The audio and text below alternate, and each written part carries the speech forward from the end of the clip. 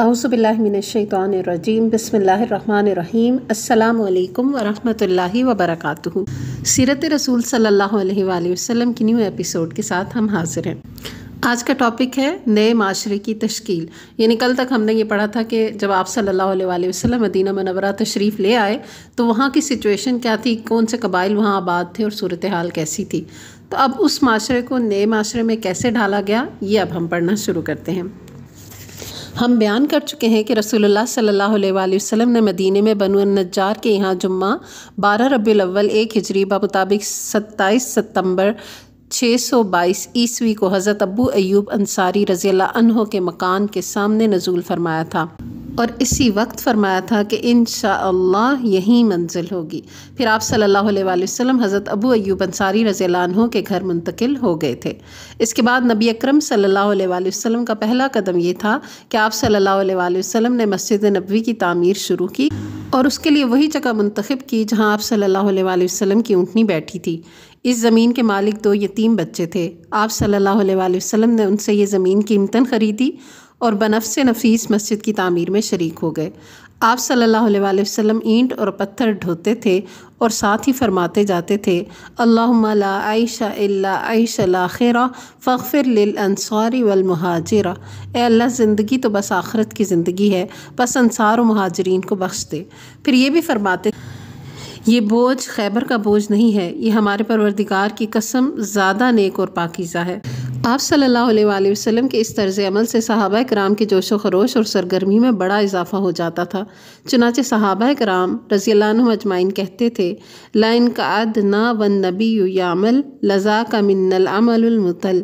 اگر ہم بیٹھے رہیں اور نبی صلی اللہ علیہ وآلہ وسلم کام کریں تو ہمارا یہ کام گمراہی کا کام ہوگا۔ اس زمین میں مشرکین کی چند قبریں تھیں، کچھ ویرانہ بھی تھا، کھجور اور برکت کے چند درخت بھی تھے۔ رسول اللہ صلی اللہ علیہ وآلہ وسلم نے مشرکین کی قبریں اکھڑوا دیں، ویرانہ برباد کرا دیا اور کھجوروں اور درختوں کو کاٹ کر قبلے کی جانب لگا دیا۔ اس وقت قبلہ بیت المقدس تھا۔ دروازے کے بازو کے دونوں پائے پتھر کے بنائے گئے، دیواریں کچی اینٹ اور گارے سے بنائی گئیں، چھت پر کھجور کی شاخیں اور پتے ڈلوا دیے گئے اور کھجور کے پتوں کے کھمبے بنا دیے گئے۔ زمین پر ریت اور چھوٹی چھوٹی کنکریاں بچھا دی گئیں۔ 3 دروازے لگائے گئے۔ قبلے کی دیوار سے پچھلی دیوار تک 100 ہاتھ لمبائی تھی، چوڑائی بھی اتنی یا اس سے کچھ کم تھی، بنیاد تقریباً 3 ہاتھ گہری تھی۔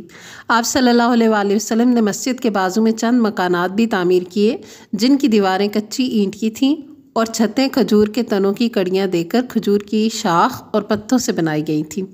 یہی آپ صلی اللہ علیہ وآلہ وسلم کی ازواج مطہرات کے حجرے تھے۔ ان حجروں کی تعمیر مکمل ہو جانے کے بعد آپ صلی اللہ علیہ وآلہ وسلم حضرت ابو ایوب انصاری رضی اللہ عنہ کے مکان سے یہیں منتقل ہو گئے تھے۔ مسجد محض ادائے نماز ہی کے لیے نہ تھی، بلکہ یہ ایک یونیورسٹی تھی جس میں مسلمان اسلامی تعلیمات اور ہدایات کا درس حاصل کرتے تھے، اور ایک محفل تھی جس میں مدتوں جاہلی کشاکش اور نفرتوں اور باہمی لڑائیوں سے دوچار رہنے والے قبائل کے افراد اب میل محبت سے مل جل کر رہ رہے تھے۔ نیز یہ ایک مرکز تھا جہاں سے اس ننھی سی ریاست کا سارا نظام چلایا جاتا تھا اور مختلف قسم کی مہمیں بھیجی جاتی تھیں۔ علاوہ ازیں اس کی حیثیت ایک پارلیمنٹ کی بھی تھی جس میں مجلس شورا اور مجلس انتظامیہ کے اجلاس منعقد ہوا کرتے تھے۔ ان سب کے ساتھ ساتھ یہ مسجد ہی ان فقراء مہاجرین کی ایک خاصی بڑی تعداد کا مسکن تھی جن کا وہاں نہ کوئی مکان تھا، نہ مال، نہ اہل و عیال۔ پھر اوائل ہجرت ہی میں اذان بھی شروع ہوئی۔ یہ ایک لاہوتی نغمہ تھا جو روزانہ 5 بار افق میں گونجتا تھا اور جس سے پورا عالم وجود لرز اٹھتا تھا۔ اس سلسلے میں حضرت عبداللہ بن زید رضی اللہ عنہ کے خواب کا واقعہ معروف ہے، جس کی تفصیل جامع ترمذی، سنن ابی داؤد، مسند احمد اور صحیح ابن خزیمہ میں ملاحظہ کی جا سکتی ہے۔ تو یہ تھی وہ بنیادی مسجد نبوی کی تعمیر جس کا آغاز نبی اکرم صلی اللہ علیہ وآلہ وسلم کے مبارک قدموں سے، مبارک ہاتھوں سے ہوا۔ بے شک مسجد نبوی کی تعمیر دن بدن، روز بروز، ہر نئے دور کے ساتھ مزید بہتر ہوتی چلی گئی، لیکن وہ جو ابتدا ہوئی تھی وہ اس قدر مبارک تھی، اور اس وقت جن لوگوں نے وہاں نماز پڑھی ان کی عظمت اور ان کی بڑائی تک کوئی اور نہیں پہنچ سکتا۔ بہرحال اب اگلا سٹیپ جو اس معاشرے کی تشکیل میں ہوا، اب یہاں سے دیکھتے چلے جائیں کہ سب سے پہلے جو کام کیا گیا نا وہ مسجد نبوی کی تعمیر ہے۔ تو کہیں بھی مسلمان چلے جائیں تو سب سے پہلی چیز جس کی حفاظت انہوں نے کرنی ہے وہ فرض نماز ہے۔ تو سب سے پہلے مسجد تعمیر کی گئی جہاں پہلے مسجد نہیں تھی۔ تو نماز کو اولین ترجیح دیجیے، یہی اچھائی کی بنیاد ہے۔ دوسرا سٹیپ جو لیا گیا وہ تھا مسلمانوں میں بھائی چارہ قائم کرنا۔ جس طرح رسول اللہ صلی اللہ علیہ وآلہ وسلم نے مسجد نبوی کی تعمیر کا اہتمام فرما کر باہمی اجتماع اور میل و محبت کی ایک مرکز کو وجود بخشا، اسی طرح آپ صلی اللہ علیہ وآلہ وسلم نے تاریخ انسانی کا ایک اور نہایت ہی تابناک کارنامہ انجام دیا، جسے مہاجرین و انصار کے درمیان مواخات اور بھائی چارے کے عمل کا نام دیا جاتا ہے۔ ابن قیم لکھتے ہیں، پھر رسول اللہ صلی اللہ علیہ وآلہ وسلم نے حضرت انس بن مالک رضی اللہ عنہ کے مکان میں مہاجرین و انصار کے درمیان بھائی چارہ کروایا۔ کل 90 آدمی تھے، آدھے مہاجر آدھے انصار۔ بھائی چارے کی بنیاد یہ تھی کہ ایک دوسرے کے غمخوار ہوں گے اور موت کے بعد نسبی قرابت داروں کے بجائے یہی ایک دوسرے کے وارث ہوں گے۔ وراثت کا یہ حکم جنگ بدر تک قائم رہا۔ پھر ایک آیت نازل ہوئی، وَأُولُو الْأَرْحَامِ بَعْضُهُمْ أَوْلَىٰ بِبَعْضٍ، یعنی نسبی قرابت دار ایک دوسرے کے زیادہ حقدار ہیں وراثت میں، یعنی تو انصار و مہاجرین میں باہمی توارث کا حکم ختم کر دیا گیا، لیکن بھائی چارے کا عہد باقی رہا۔ کہا جاتا ہے کہ آپ صلی اللہ علیہ وآلہ وسلم نے ایک اور بھائی چارہ کرایا تھا جو خود باہم مہاجرین کے درمیان تھا، لیکن پہلی بات ہی ثابت ہے۔ یوں بھی مہاجرین اپنی باہمی اسلامی اخوت، وطنی اخوت اور رشتہ و قرابت داری کی اخوت کی بنا پر آپس میں اب مزید کسی بھائی چارے کے محتاج نہ تھے۔ مہاجرین اور انصار کا معاملہ اس سے مختلف تھا۔ اس بھائی چارے کا مقصود، جیسا کہ محمد غزالی نے لکھا ہے، یہ تھا کہ جاہلی عصبیتیں تحلیل ہو جائیں، حمیت و غیرت جو کچھ ہو وہ اسلام کے لیے ہو، نسل، رنگ اور وطن کے امتیازات مٹ جائیں، بلندی اور پستی کا معیار انسانیت اور تقویٰ کے علاوہ کچھ اور نہ ہو۔ رسول اللہ صلی اللہ علیہ وآلہ وسلم نے اس بھائی چارے کو محض کھوکھلے الفاظ کا جامہ نہیں پہنایا تھا، بلکہ اسے ایک ایسا نافذ العمل عہد و پیمان قرار دیا تھا جو خون اور مال سے مربوط تھا۔ یعنی یہ خالی خلی سلامی اور مبارکباد نہ تھی کہ زبان پر روانی کے ساتھ جاری رہے مگر نتیجہ کچھ نہ ہو، بلکہ اس بھائی چارے کے ساتھ ایثار اور غم گساری اور موانست کے جذبات بھی مخلوط تھے، اور اسی لیے اس نے اس نئے معاشرے کو بڑے نادر اور تابناک کارناموں سے پر کر دیا تھا۔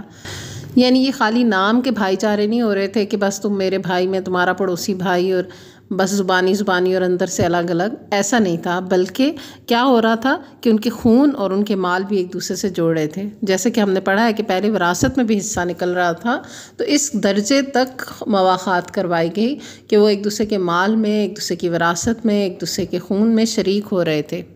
کوئی خالی زبانی کلامی، خالی خلی اوپری باتیں نہ تھیں۔ چنانچہ صحیح بخاری میں مروی ہے کہ مہاجرین جب مدینہ تشریف لائے تو رسول اللہ صلی اللہ علیہ وآلہ وسلم نے حضرت عبداللہ بن عوف رضی اللہ عنہ اور سعد بن ربیع کے درمیان بھائی چارہ کرا دیا۔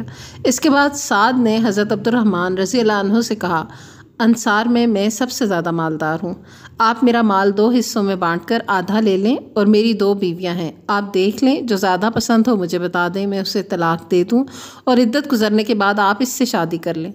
حضرت عبد الرحمن رضی اللہ عنہ نے کہا، اللہ آپ کے اہل اور مال میں برکت دے، آپ لوگوں کا بازار کہاں ہے؟ لوگوں نے انہیں بنو قینقاع کا بازار بتایا۔ وہ واپس آئے تو ان کے پاس کچھ فاضل پنیر اور گھی تھا، یعنی ایکسٹرا پنیر اور گھی لے کے آئے تھے کیونکہ وہ کاروبار کرنا چاہ رہے تھے۔ اس کے بعد وہ روزانہ جاتے رہے، پھر ایک دن آئے تو ان پر زردی کا اثر تھا۔ نبی صلی اللہ علیہ وآلہ وسلم نے دریافت فرمایا کہ یہ کیا ہے؟ انہوں نے کہا، میں نے شادی کی ہے۔ آپ صلی اللہ علیہ وآلہ وسلم نے فرمایا، عورت کو مہر کتنا دیا ہے؟ بولے 1 نوا، یعنی گٹھلی کے ہم وزن، کوئی 1.25 تولہ سونا، مطلب انہوں نے کہا 1 گٹھلی سونا جو کہ 1.25 تولہ سونے کے برابر ہے۔ تو اس واقعے سے پتہ چلتا ہے کہ جہاں انصار بہت کھلے دل سے ان کو ویلکم کر رہے تھے اور اپنی ہر چیز میں شریک کر رہے تھے، اسی طرح مہاجرین بھی اتنے خوددار تھے کہ وہ ان کی چیزوں میں شرکت کرنے کے بجائے خود سے محنت کرنے کو ترجیح دے رہے تھے، اور پھر اسی سچائی، اسی خلوص کی وجہ سے اللہ سبحانہ تعالیٰ نے دونوں کے اوپر خوب برکت کی۔ اسی طرح حضرت ابو ہریرہ رضی اللہ عنہ سے ایک روایت آئی ہے کہ انصار نے نبی صلی اللہ علیہ وآلہ وسلم سے عرض کیا، آپ صلی اللہ علیہ وآلہ وسلم ہمارے درمیان اور ہمارے بھائیوں کے درمیان ہمارے کھجور کے باغات تقسیم فرما دیں۔ آپ صلی اللہ علیہ وآلہ وسلم نے فرمایا، نہیں۔ انصار نے کہا، تب آپ لوگ یعنی مہاجرین ہمارا کام کر دیا کریں اور ہم پھل میں آپ لوگوں کو شریک رکھیں گے۔ انہوں نے کہا ٹھیک ہے، ہم نے یہ بات سنی اور مانی۔ یعنی انصار تو اس قدر ویلکمنگ تھے کہ وہ تو انہوں نے کہا کہ آپ کھیت یاد ہمارے کروا دیں، لیکن آپ صلی اللہ علیہ وآلہ وسلم نے انصاف پر مبنی فیصلہ کیا کہ کھیت آدھے کروانے کے بجائے مہاجرین وہاں اپنی محنت کریں گے اور پھل آدھے ہو جائیں گے۔ اس طرح جو بنیادی زمین ہے وہ انصار کے پاس ہی رہے گی۔ اس سے اندازہ کیا جا سکتا ہے کہ انصار کس قدر بڑھ چڑھ کر اپنے مہاجر بھائیوں کا اعزاز و اکرام کر رہے تھے اور کس قدر محبت، خلوص، ایثار اور قربانی سے کام لے رہے تھے، اور مہاجرین ان کی اس کرم نوازش کی کتنی قدر کرتے تھے۔ چنانچہ انہوں نے اس کا کوئی غلط فائدہ نہیں اٹھایا، بلکہ ان سے صرف اتنا ہی حاصل کیا جس سے وہ اپنی ٹوٹی ہوئی معیشت کی کمر سیدھی کر سکتے تھے۔ اور حق یہ ہے کہ یہ بھائی چارہ ایک نادر حکمت، حکیمانہ سیاست اور مسلمانوں کو درپیش بہت سے مسائل کا ایک بہترین حل تھا۔ سبحان اللہ۔ مذکورہ بھائی چارے کے علاوہ آپ صلی اللہ علیہ وآلہ وسلم نے ایک اور عہد و پیمان کرایا جس کے ذریعے ساری جاہلی کشاکش اور قبائلی کشمکش کی بنیاد ڈھا دی اور دور جاہلیت کے رسم و رواج کے لیے اب کوئی گنجائش نہ چھوڑی۔ ذیل میں اس پیمان کو اس کی دفعات سمیت مختصراً پیش کیا جا رہا ہے۔ یہ تحریر ہے محمد نبی صلی اللہ علیہ وآلہ وسلم کی جانب سے قریشی، یثربی اور ان کے تابع ہو کر ان کے ساتھ لاحق ہونے اور جہاد کرنے والے مومنین اور مسلمانوں کے درمیان کہ نمبر 1، یہ سب اپنے ماں سوا انسانوں سے الگ ایک امت ہیں۔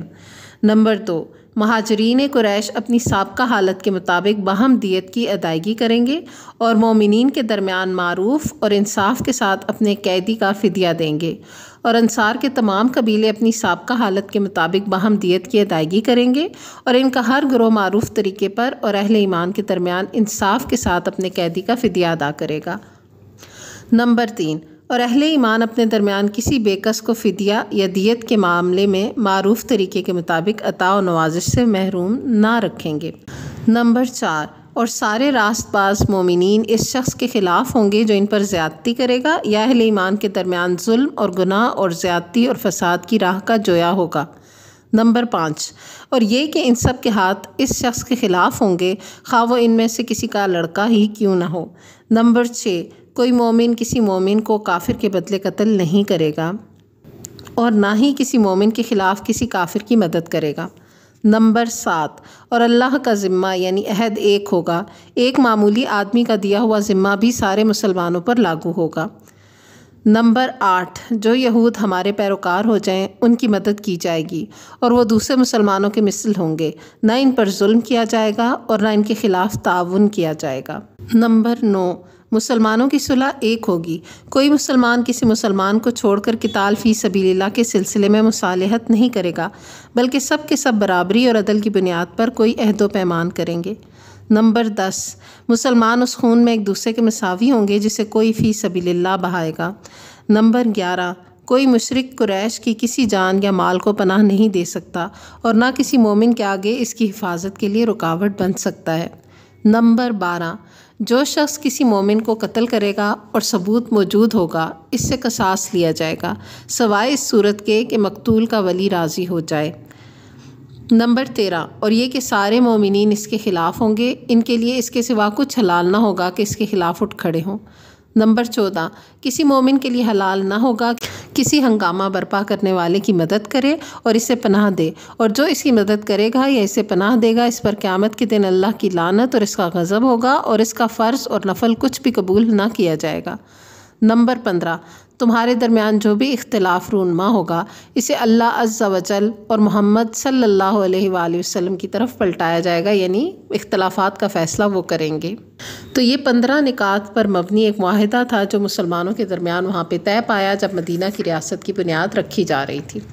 تو ریاست مدینہ کیسے بن رہی ہے؟ مسجد کی تعمیر، خلوص، اخلاص، بھائی چارہ، اور پھر اس کے بعد یہ عہد و پیمان، یہ 15 نکات جو آپ صلی اللہ علیہ وآلہ وسلم کی حکمت و بصیرت کی کھلی گواہی ہیں۔ آگے پڑھتے رہیں گے انشاءاللہ۔ کل تک کے لیے اجازت دیجیے۔ وآخر دعوانا ان الحمد للہ رب العالمین۔ سبحانک اللہم و بحمدک، نشہد ان لا الہ الا انت، نستغفرک و نتوب الیک۔ والسلام علیکم ورحمۃ اللہ وبرکاتہ۔